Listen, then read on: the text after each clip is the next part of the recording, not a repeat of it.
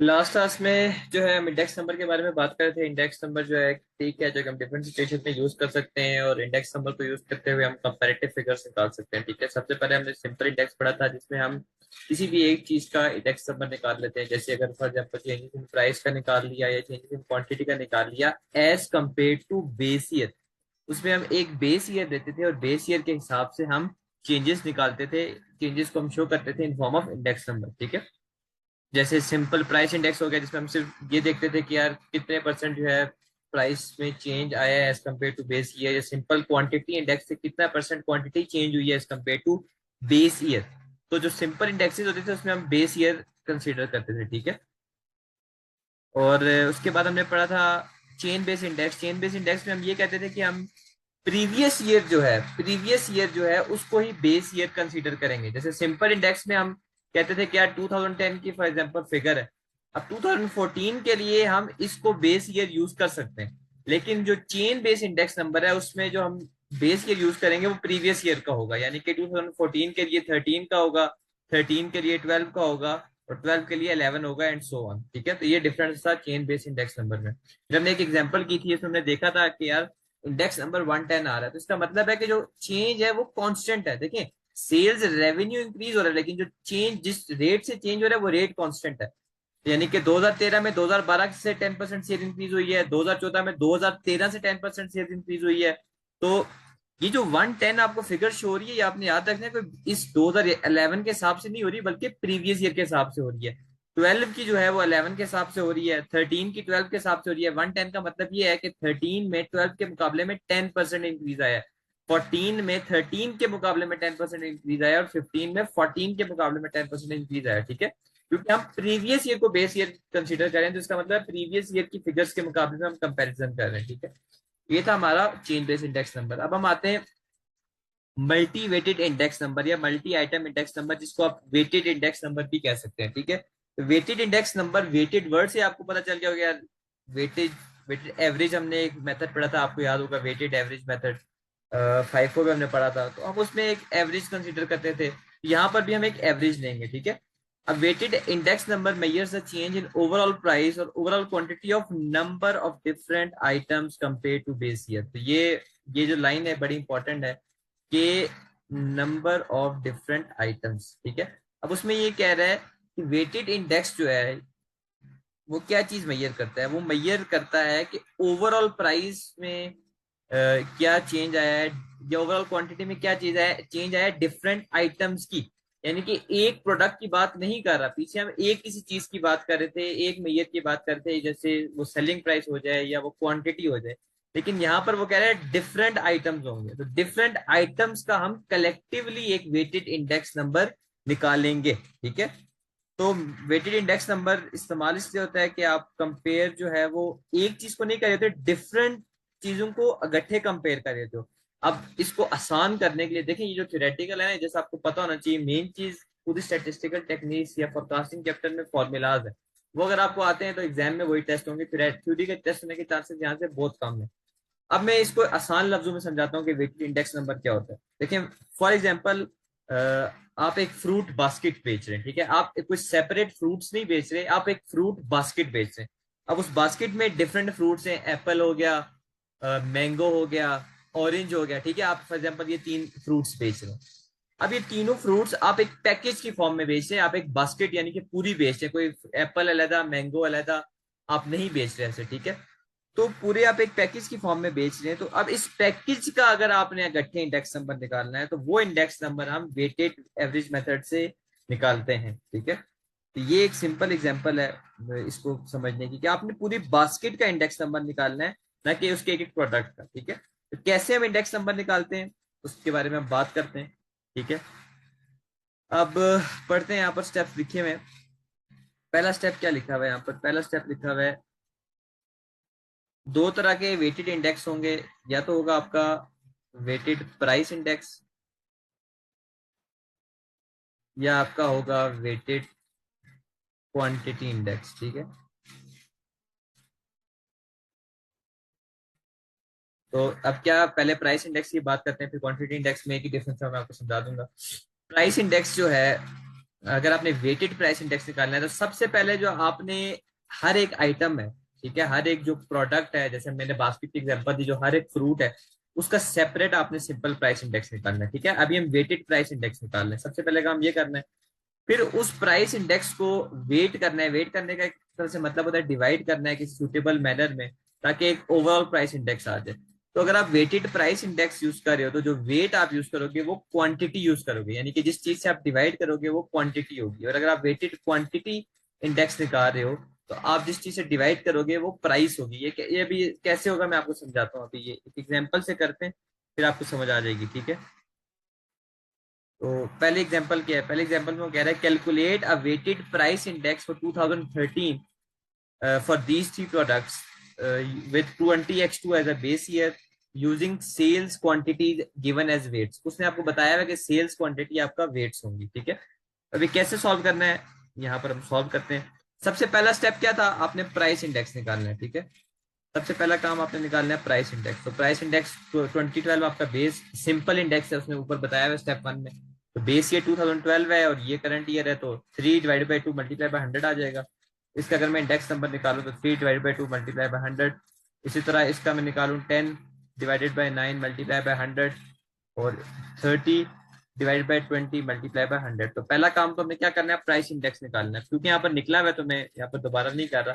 तो step one में उसने प्राइस इंडेक्स निकाल लिया। ठीक है, फिर जो वेट्स यूज किए हैं वो हमने सेल्स की क्वांटिटी यूज की है। तो सेल्स क्वांटिटी गिवन है 4000, 3000, 1000। वेट्स का मतलब ये होता है कि किस चीज के कितना वे है, किस चीज का कितना परसेंटेज है, किस चीज का कितना प्रोपोर्शन है उसमें। ठीक है, जैसे ये यहाँ पर उसने क्वांटिटी वेइंग लिखी हुई है कि जो प्रोडक्ट ए है वो उसके 4000 यूनिट्स हैं, प्रोडक्ट बी के 3000 यूनिट्स हैं, प्रोडक्ट सी के 1000 यूनिट्स हैं, यानी कि टोटल जो यूनिट्स हैं तीनों के मिला के वो 8000 है। आप ये समझ लें कि ये जो है एक फ्रूट बास्केट है, उसमें ये ए से जो है वो एप्पल आ जाएगा। ठीक है, बी से फॉर एग्जाम्पल आप कर लें बनाना कर लें, और जो प्रोडक्ट सी है वो ऑरेंज है। ठीक है, ये तीन है। आपने तीनों का सेपरेट प्राइस इंडेक्स निकाला, 150, 11, 120 आ गया। आपने उन तीनों के वेट्स देखे। फॉर एग्जांपल इतना ज्यादा वेट्स होते तो नहीं है बास्केट में, लेकिन आप जैसे एग्जांपल कंसीडर कर लेंगे 4000 ग्राम्स आप कर लें, चले 4 kg हो गया, 4 kg, 3 kg, 1 kg वेट है। जो टोटल 8 kg की बास्केट है उसमें से 4 kg ए का है, 3 kg बी का है और 1 kg सी का है। तो ऐसे वेटिंग आप करते हैं। ठीक है, अब इसके बाद आपने क्या करना है, इसके बाद आपने जो प्राइस इंडेक्स है, यानी कि एक प्रोडक्ट का प्राइस इंडेक्स है, उसको उसके क्वांटिटी वेट से मल्टीप्लाई करना है। यानी कि 150 को आपने 4000 से मल्टीप्लाई करना है, 111 को 3000 से मल्टीप्लाई करना है, 120 को 1000 से मल्टीप्लाई करना है। यहाँ पर मल्टीप्लाई करके ये तीनों के आंसर्स आ गए।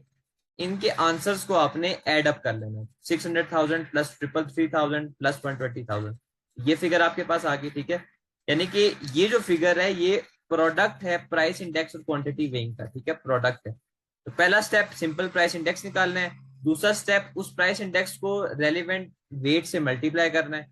तो आपके पास ये चीज आ जाएगी, इस चीज को आपने एड अप कर लेना। ठीक है, अब आप वेटेड प्राइस इंडेक्स निकालेंगे तो आप क्या करेंगे कि आप 1053,000 को डिवाइड कर देंगे जो टोटल क्वांटिटी वेंगे 8000 उससे, और आपके पास आंसर आ जाएगा इंडेक्स नंबर का। ये आपको ये बता रहा है कि ऑन एवरेज जो है बास्केट वो 31.6% इन टोटल इंक्रीज करती है। ठीक है, फ्रूट बास्केट की हमने एग्जांपल कंसीडर की थी ना, तो वो इंक्रीज करती है। तो वेटेड एवरेज इंडेक्स आपको जो है कलेक्टिवली बताता है कि एक चीज में कितना चेंज आया है। ठीक है, उसका प्राइस इंडेक्स का स्टेप क्या है, फर्स्ट स्टेप है आपने प्राइस इंडेक्स निकालना है, हर जो चीज प्रेजेंट है, हर प्रोडक्ट या हर फ्रूट फॉर एग्जाम्पल है उसका निकालना है, फिर उसको मल्टीप्लाई कर देना है क्वांटिटी वेइंग के साथ। फिर जो इन जितने भी प्रोडक्ट्स है उनके इस प्रोडक्ट को, यानी इन प्रोडक्ट का मतलब है जो मल्टीप्लाई आपने किया प्राइस इंडेक्स मल्टीप्लाई क्वांटिटी से, उससे उनसे मल्टीप्लाई करना है और एड अप कर लेना है, और जो एड अप फिगर होगी उसको जो वेट्स हैं उससे डिवाइड कर लेना है टोटल वेट से, तो आपके पास आंसर आ जाएगा। ठीक है, यहाँ ऊपर उसने बताया हुआ है कि अगर आपने क्वांटिटी इंडेक्स निकालना है तो पहले आप सिंपल क्वांटिटी इंडेक्स निकालें, उसी तरह Q1/Q0। देखें ये जो बेस ईयर होता है ना, इसको आप जीरो कहते हो, और उसका जो सब्सिक्वेंट ईयर आता है उसको आप वन कहते हो। ठीक है, जैसे फॉर एग्जांपल अगर लिखा हुआ है P1/P0 तो इसका मतलब है करंट ईयर, या जो जिस ईयर से आप कंपेयर करें उसको आपने बेस ईयर से डिवाइड किया है। Q1/Q0 का मतलब ये है कि Q0 बेस ईयर की क्वांटिटी है, Q1 जिस ईयर से आप कंपेयर कर रहे हो, या जिस ईयर का आप कंपेरिजन कर रहे हो वो है। ठीक है, ये आपने चीज याद रखनी है। अब अगर आपने क्वांटिटी इंडेक्स निकालना है तो आप पहले सिंपल क्वांटिटी इंडेक्स निकालेंगे हर चीज का, और फिर उस क्वांटिटी इंडेक्स को वेट करेंगे सूटेबल मैनर में, ताकि आपके पास एक ओवरऑल इंडेक्स आ जाए। ठीक है, वो किस चीज से वेट करना है, जैसे इस सवाल में उन्होंने बताया है ना कि ये क्वांटिटी को आपने एज अ वेट यूज करना है। वेट का मतलब ये होता है कि जिससे आपने डिवाइड करना है ये फिगर। ठीक है, और उसमें भी आपको बता दिया जाएगा, कोई जिस चीज से भी आपने वो वेटिंग करनी है उसकी, तो उससे आपने डिवाइड कर देना है तो आपके पास इंडेक्स नंबर आ जाएगा। पहला स्टेप सिंपल, इंडेक्स नंबर निकालना है, फिर उसको मल्टीप्लाई करना है क्वांटिटी रेंज से। जो इनका प्रोडक्ट आएगा या जो मल्टीप्लाई करके आंसर आएगा, उन सब आंसर्स को ऐड अप कर लेना है, उसको डिवाइड कर देना है जो टोटल क्वांटिटी रेंज है उससे। ठीक है, एक लॉजिक बस आपने याद रखनी है, फॉर्मूला आपने याद रखना है, दैट्स इट। इससे ज्यादा आपको पता होने की जरूरत नहीं है। ठीक है, ये टेस्ट अंडरस्टैंडिंग 8 है। अब इसमें आप निकालते हैं वेटेड प्राइस इंडेक्स अगेन। ये वैसे मैं होमवर्क आपको देता, लेकिन चले मैं कर देता हूँ ताकि आपके लिए जो है ना आसानी हो जाए। अब डेटा उसने दिया है, उसने कहा है कि आप प्राइस इंडेक्स निकालो। ठीक है, और पहले आप प्रोडक्शन क्वांटिटी को एज अ वेट यूज करो, और फिर आप प्रोडक्शन कॉस्ट को एज अ वेट यूज करो। तो वेट्स डिफरेंट हो सकते हैं, क्वेश्चन में आपने देखना होता है। ठीक है, तो मैं स्टार्ट करता हूँ। अब पहला स्टेप क्या था? पहला स्टेप था प्राइस इंडेक्स निकालना। तो प्राइस इंडेक्स यहाँ पर निकाल लेते हैं। अब ये 20x2 जो है आपका बेस ईयर आ जाएगा, और ये जो है आपका करंट ईयर है। तो इसका कैसे आप निकालेंगे? 6.9 डिवाइडेड बाई 6.5 मल्टीप्लाई बाई 100 से प्राइस इंडेक्स इसका आ जाएगा प्रोडक्ट ए का, और 2.5 डिवाइडेड बाई 2.2 मल्टीप्लाई बाई 100 से आपके पास आ जाएगा प्राइस इंडेक्स प्रोडक्ट बी का। तो ये आपके पास आ जाएगा 106.2 प्राइस इंडेक्स आ गया, और ये आपके पास आ गया 113.6। ठीक है, स्टेप 1 हो गया। स्टेप 2 में क्या करना था कि जो प्राइस इंडेक्स है उसको मल्टीप्लाई करना था। मैं यहाँ पर करता हूँ product A product B. Price index जो है मैं यहाँ पर लिखता हूँ 106.2 और 113.6। इसको मल्टीप्लाई करना है अपने वेट्स के साथ। तो वेट्स यहाँ पर क्या दिए हैं? Production quantity. तो मुझे उसने बताया है कि प्रोडक्ट ए के 10 बैचेस बनते हैं, प्रोडक्ट बी के 30 बैचेस बनते हैं। यहाँ पर प्रोडक्ट ए का वेट आ गया 10 और यहाँ पर आ गया 30, टोटल वेट कितना बन गया 40। स्टेप ये वेटिंग आ गई। अब इसमें इसके बाद आप क्या करते थे कि जो इंडेक्स है उसको वेटिंग से मल्टीप्लाई करते थे। तो वो मल्टीप्लाई करते हैं, 106.2 मल्टीप्लाई बाई 10 जो है वो आपके पास आ जाएगा। मैं यहाँ पर लिख देता हूँ, ठीक है, जगह नहीं है, मैं इसको इससे मल्टीप्लाई कर रहा हूँ और इसको इससे मल्टीप्लाई कर रहा हूँ। तो ये आ जाएगा 1062, और ये नीचे वाली फिगर आ जाएगी 30 टाइम्स 113.6, 3408। इन दोनों को एड अप कर लिया तो 4470 आ गया। और फाइनली जो इंडेक्स नंबर जब आप निकालते हो, जो वेटेड प्राइस इंडेक्स सिचुएशन में आप निकाल रहे हो, तो ये जो फिगर है 4470, और जो आपने वेट्स लिए हैं उनका टोटल है, उसको डिवाइड कर देना है 40। ये आपके पास आ जाएगा 111.8।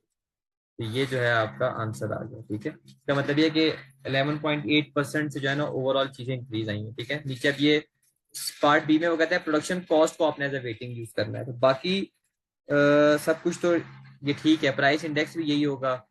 सिर्फ जो आपने वेटिंग जो है वो चेंज करनी है, तो वेट आप मुझे यहाँ पर चेंज करने पड़ेंगे। मैं इसको रेस करके वेट क्योंकि मैं चेंज करूंगा, वो चेंज वाले वेट में यूज करूंगा। यहाँ से मैं ये भी रेस कर देता हूँ, ये भी कर लेता हूँ, और ये फिगर भी कर लेता हूँ क्योंकि ये भी चेंज आएगी। ठीक है, अब प्रोडक्शन कॉस्ट आपने weight as a weight use करनी है। अब डायरेक्टली आपको कॉस्ट गिवन नहीं है, आपको पता है 10 बैचेस प्रोडक्ट ए के इतने और प्रोडक्ट बी के इतने, और कॉस्ट आपको दी हुई है, तो आप टोटल कॉस्ट निकाल सकते हैं। कैसे आप निकालेंगे टोटल कॉस्ट? देखें, अब सही है, सही है, ठीक है। ये 10 बैचेस थे प्रोडक्ट ए के, इसको आपने मल्टीप्लाई कर देना है, इसकी जो कॉस्ट है बेस ईयर वाली कॉस्ट से मल्टीप्लाई करना है। ठीक है, 6.5 से, तो ये आ जाएगा 65।